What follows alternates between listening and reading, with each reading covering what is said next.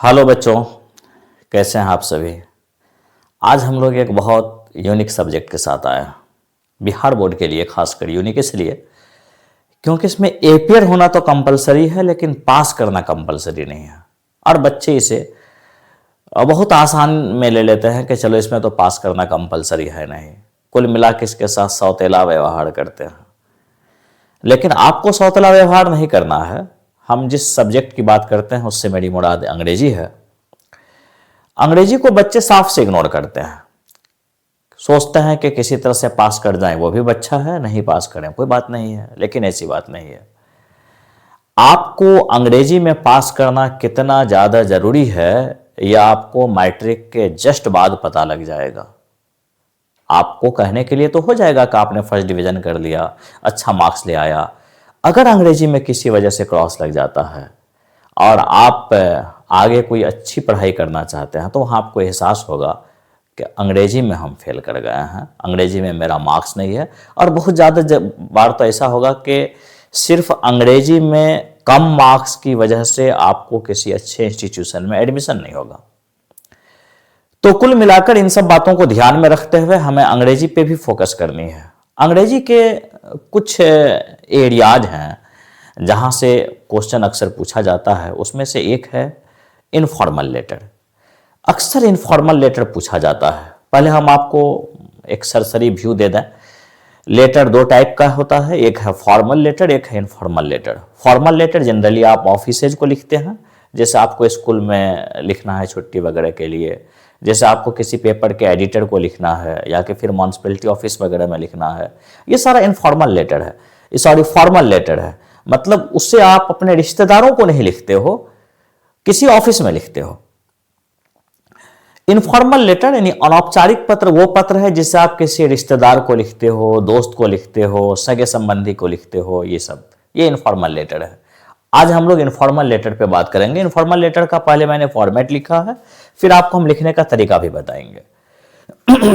हम लोग करते क्या है कि लेटर कहीं से भी शुरू कर देते हैं, कहीं भी खत्म कर देते हैं। लेकिन आपको ये मालूम होना चाहिए कि जब हम इनफॉर्मल लेटर लिखें तो उसके कम से कम 4 जगह हमारा पूरा फोकस होना चाहिए। उन हम जगहों पे बात किए हैं। नंबर 1 है सेंडर्स एड्रेस, भेजने वाले का पता। अब क्या है ना कि मोबाइल इस तरह से छा गया है हमारे बीच में। क्लास 9th में इंग्लिश में एक चैप्टर है ए साइलेंट रिवॉल्यूशन, तो उसमें पूरी बात मोबाइल पे ही है। तो साइलेंट रिवॉल्यूशन होने के बाद जो है ना, इन सब लेटर्स वगैरह का दौर लगभग खत्म हो गया। अब मुझे लगता है ये सिर्फ एग्जामिनेशन हॉल में ही पूछने के लिए रह गया है, एग्जाम में ही पूछता है अभी से। हम तो अपने सगे संबंधित को खत नहीं लिखते हैं, कॉल कर लेते हैं, मैसेज कर देते हैं। तो सेंडर्स एड्रेस में वहां क्या लिखें, बच्चे ये अक्सर पूछते हैं। आप वहां पे डायरेक्ट एग्जामिनेशन हॉल लिख सकते हो। यहाँ पे एग्जामिनेशन हॉल लिख दो, अपना डेट लिख दो, या कि फिर अपना कोई एड्रेस लिख दो। ये तो पार्ट 1 है। अगला है उसका सैल्यूटेशन या ग्रीटिंग्स। इस पे कई मतभेद है, हम कैसे लिखें। कुछ बच्चे डियर पापा, कुछ बच्चे माय डियर पापा, कुछ रिस्पेक्टेड रिस्पेक्टेड फादर।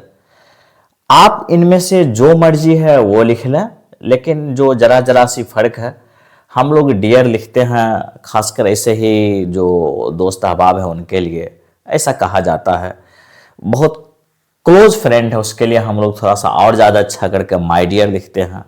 और मेरी राय यह है कि जब आपको कहा जाए कि अपने माता या पिता को लिखें तो आप वहाँ पे रिस्पेक्टेड फादर, रिस्पेक्टेड मदर से शुरू करें।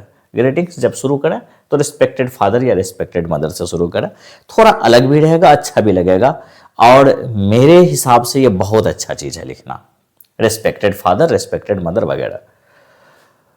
उसके बाद है, ये तो दूसरा पार्ट था। तीसरा पार्ट है लेटर का बॉडी।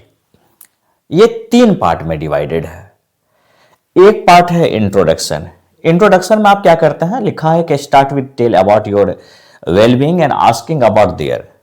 इसमें आप करते क्या है कि आप अपना कुशल क्षेम बताते हैं। जैसे आप एक हिंदी लेटर लिखते हो, उसमें लिखते हो ना कि मैं कुशल पूर्वक हूँ, आशा करता हूँ कि आप भी कुशल पूर्वक होंगे, यानी कि I am well and I hope that you are also well. ये सारा चीज़ जो आप लिखते हो वही है कुशल से।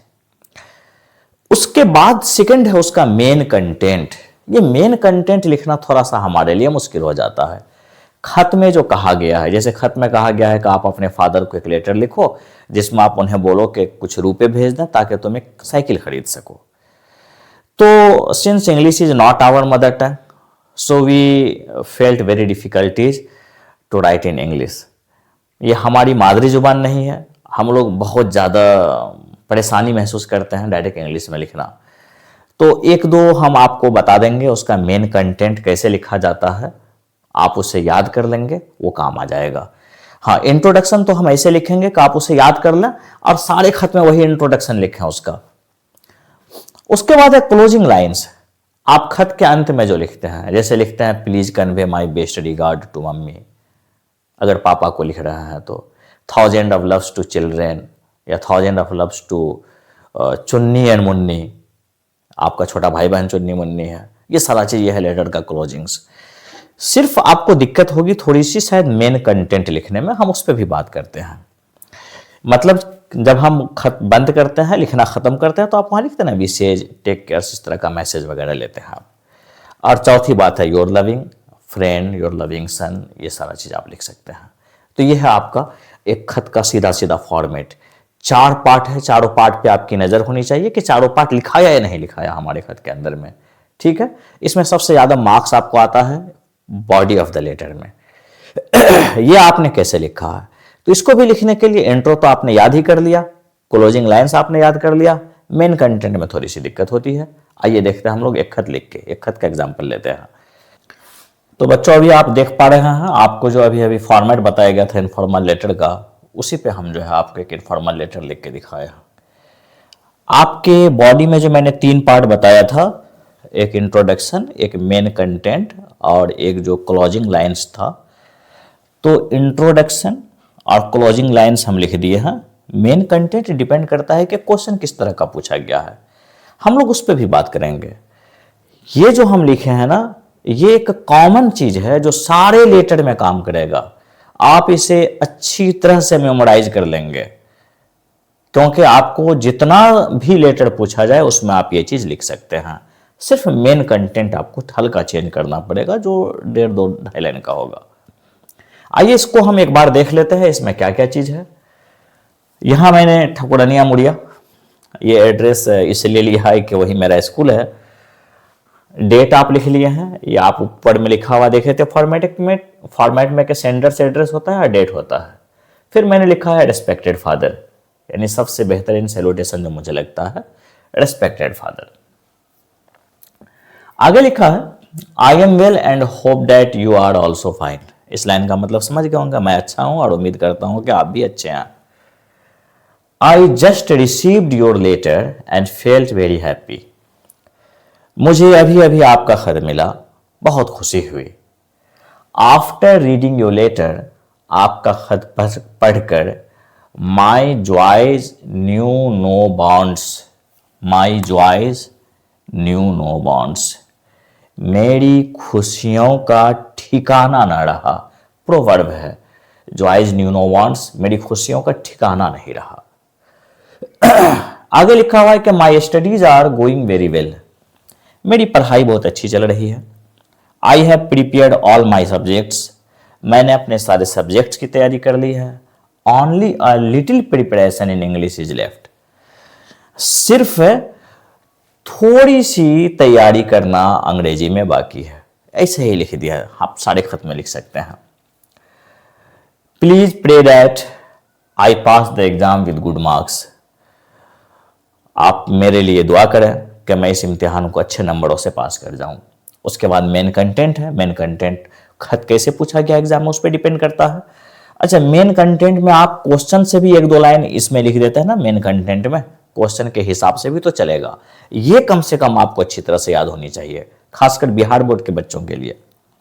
आगे है क्लोजिंग लाइन्स, जिसमें आप विशेष टेक केयर मैसेज वगैरह लिखा करते थे। इसमें लिखा है please convey my best regards to elders, यानी बड़ों को मेरा सादर प्रणाम यानी प्रणाम आदि कह दें। And thousands of love and blessings to the childrens, और बच्चों को हजारों दुआ प्यार। Your loving son, your loving daughter, जो कुछ आप वहां लिखना। यहाँ मैंने ABC लिखा है, आप भी एग्जाम में अपना नाम न लिखा यहाँ पे, ABC XYZ कुछ भी लिख के छोड़ दें, ठीक है। आज इतना ही, फिर हम लोग अगले दिन देखेंगे फॉर्मल लेटर लिखने का, किसी दिन मैसेज लिखने का, नोटिस लिखने का, इन सब चीज़ों पे हम लोग बारी बारी से बात करेंगे। आपको ये अगर 1% भी लग रहा है कि ये आपके लिए यूजफुल है तो अपने दोस्तों से शेयर करें, लाइक सब्सक्राइब्स आदि जो कुछ है वो करें। आज भर के लिए इतना ही, फिर मिलेंगे हम लोग।